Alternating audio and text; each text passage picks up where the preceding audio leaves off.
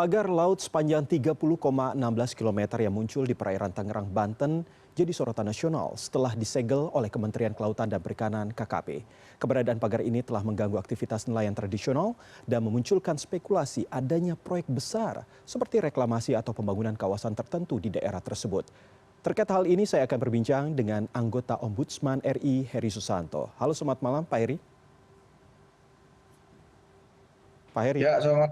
Ya, Oke, Pak Heri, Bapak. baik. Sebelumnya kami juga sudah berusaha untuk menghubungi pihak KKP, namun hingga saat ini kami belum mendapatkan respon terkait bagaimana tanggapan mereka soal pagar misterius yang ada di Banten ini. Nah, Pak Heri, kalau bisa Bapak jelaskan, kalau saya tidak salah, Ombudsman ini sudah mengetahui dan juga sudah sejak Agustus lalu sudah diinformasikan oleh pihak KKP terkait dengan keberadaan pagar misterius ini. Nah, bagaimana yang didapatkan oleh Ombudsman sendiri terkait dengan laporan tersebut? Apakah memang betul seperti tadi sebelumnya pihak nelayan mengatakan bahwa mereka sempat ada ancaman begitu ke pihak kepolisian jika mereka melakukan demonstrasi dan lain sebagainya?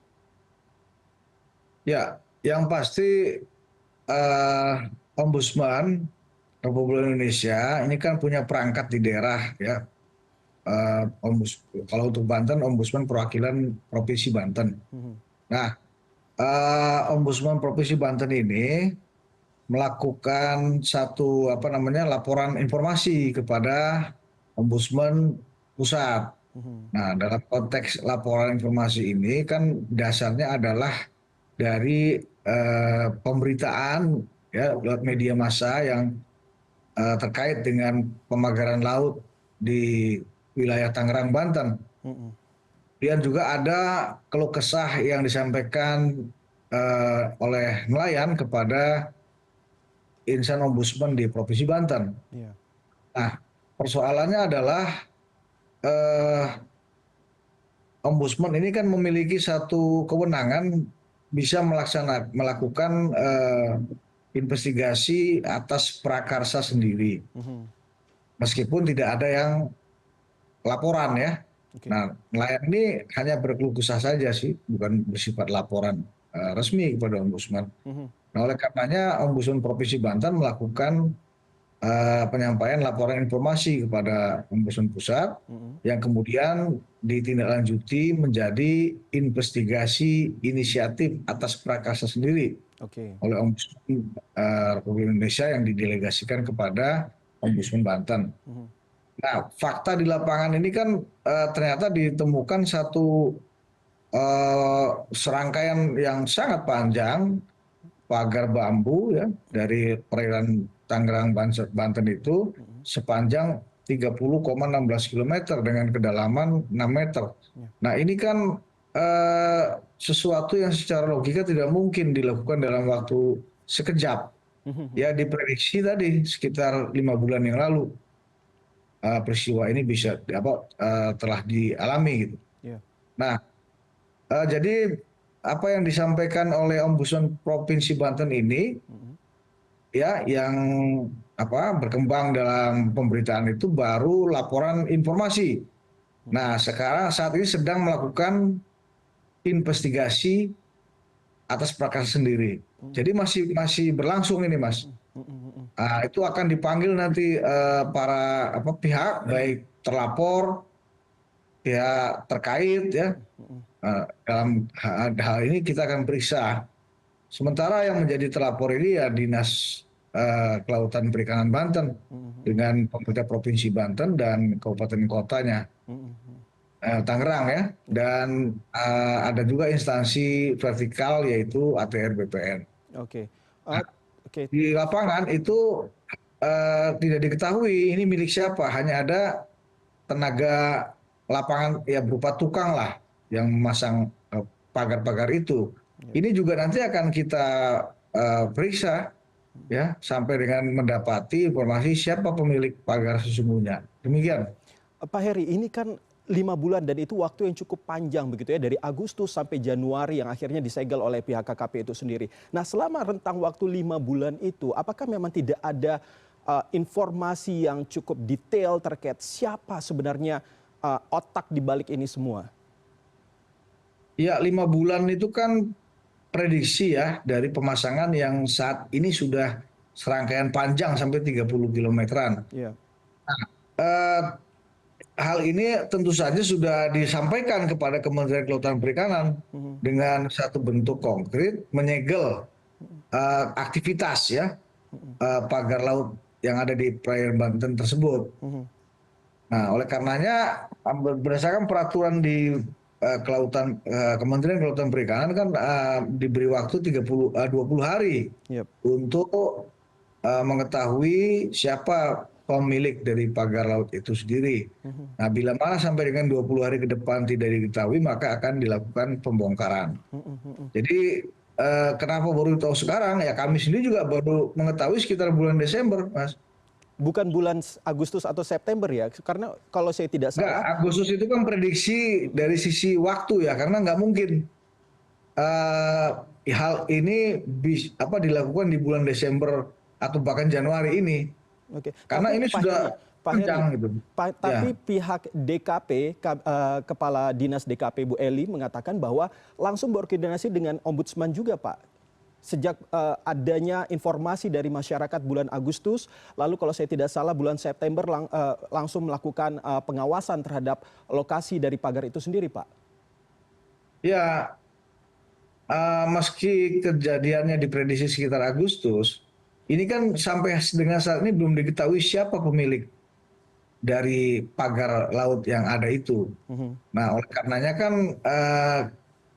dan juga perlu ditelusuri apakah ada izin dari instansi terkait. mhm, Nah, mengingat ya terkait dengan aktivitas tersebut ada di wilayah perairan mhm, laut, maka instansi teknis yang berwenang adalah Kementerian Kelautan Perikanan yang mhm, mengeluarkan izin KKP PRL. mhm, mhm. Itu, Mas. Oke. Dan ternyata di lapangan tidak berizin itu, Mhm, mhm. makanya disegel. Oke, tapi dengan pemerintah daerah sendiri seperti apa? Memang juga sudah dibicarakan terkait hal ini, tidak ada izin. Lalu apakah memang ujungnya hanya penyegelan saja, tidak langsung membongkar? Apakah tidak bisa langsung membongkar? Apakah harus ada step-stepnya begitu? Eh, Menurut regulasi yang ada di Kementerian Kelautan Perikanan demikian ya, mesti dilakukan penyegelan, lalu akan dilakukan pemeriksaan terhadap siapa pemilik eh, pagar laut yang dimaksud ini. Oke. Dengan tenggat waktu selama 20 hari. Mm-mm. Setelah itu tentu dilakukan pembongkaran. Nah, pembongkaran ini kan juga bukan hal yang mudah ya, karena rangkaiannya sedemikian panjang loh, 30,16 kilometer. Mm-mm, mm-mm. Jadi ini tentu perlu waktu juga untuk menghabiskan pembongkaran yang Mm-mm. terjadi itu. Oke, Pak Heri, apakah dari Ombudsman sendiri ada kecurigaan begitu? Apakah ada kemungkinan bahwa sebenarnya sudah diketahui secara bersama begitu siapa sebenarnya otak di balik ini? Mengingat bahwa ini kan sudah berlangsung lama dan justru yang menarik ini adalah semakin hari semakin panjang begitu, seperti seolah dibiarkan. Ya, justru saat inilah yang sudah waktu yang tepat untuk melakukan penindakan. KKP Republik Indonesia sudah melaksanakan penyegelan. Mm-mm, Nah, kami juga sedang melangsungkan investigasi inisiatif dengan memanggil para pihak. mhm, Jadi nanti yang pasti saat ini kan nelayan sudah bisa melalui pagar tersebut walaupun belum bisa totality ya, mhm. karena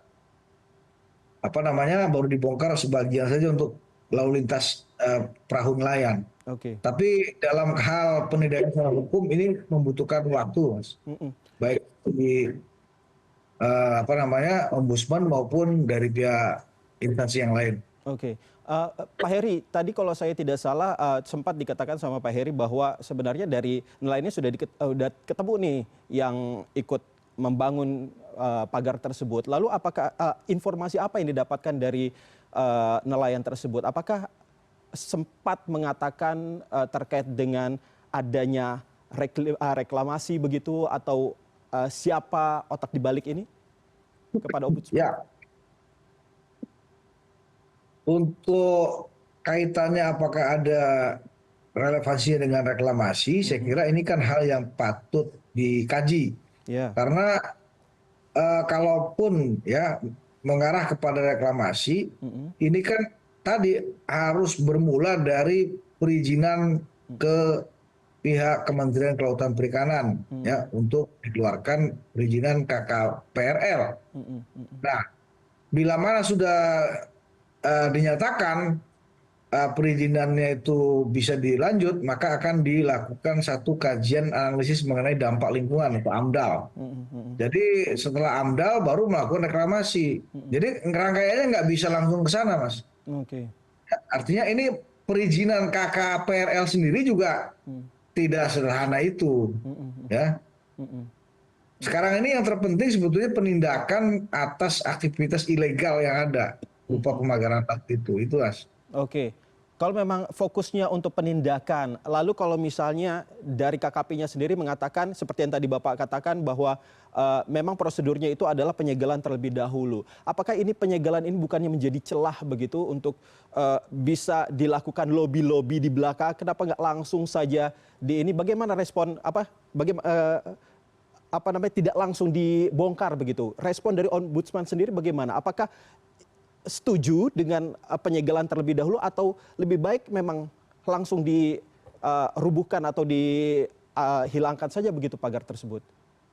Ya, ini kan apa namanya satu treatment hukum yang dilakukan oleh Kementerian Kelautan Perikanan. Saya kira itu sudah tepat dengan melakukan penyegelan, Mhm. ya dibanding dibiarkan sampai berlarut bahkan aktivitasnya semakin panjang misalnya. Oke. Ini kan sudah ada penyegelan, aktivitas berhenti, Mhm. tinggal menunggu hari siapa sebetulnya pemiliknya yang bertanggung jawab. Nah ini yang kita tunggu nih Mhm. sampai muncul yang kemudian bila tidak ada dalam kurun waktu yang ditentukan berdasarkan peraturan yang ada di KKP, Mhm. maka itu bisa dilakukan pembongkaran.